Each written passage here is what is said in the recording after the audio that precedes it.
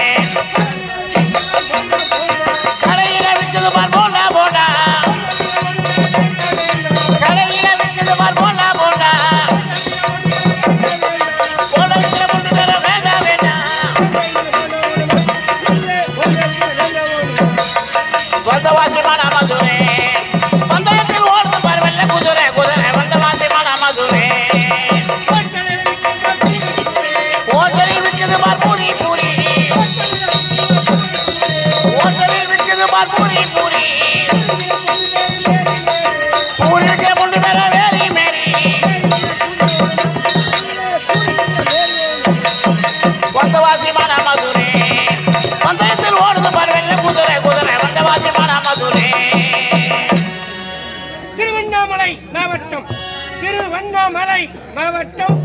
செய்யார் வட்டம் வட சேந்தமங்கலம் ஸ்ரீ சீனிவாசா நாடக கம்பெனி உரிமையாளரும் கம்பெனி ஆசிரியரும் வட சேந்தமங்கலம் எம் குப்புசாமி கவுண்டர் ஐயா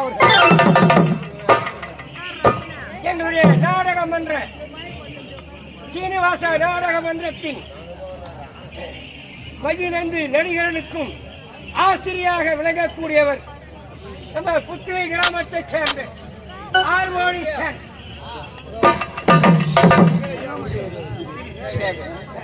புத்திரி கிராமத்தை சேர்ந்த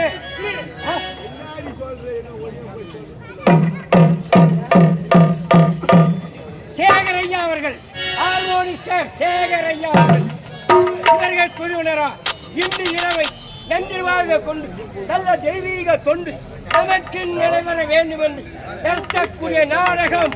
சத்தியம்தான் சாட்சி, சத்தியம்தான் சாட்சி, சத்தியம்தான் சாட்சி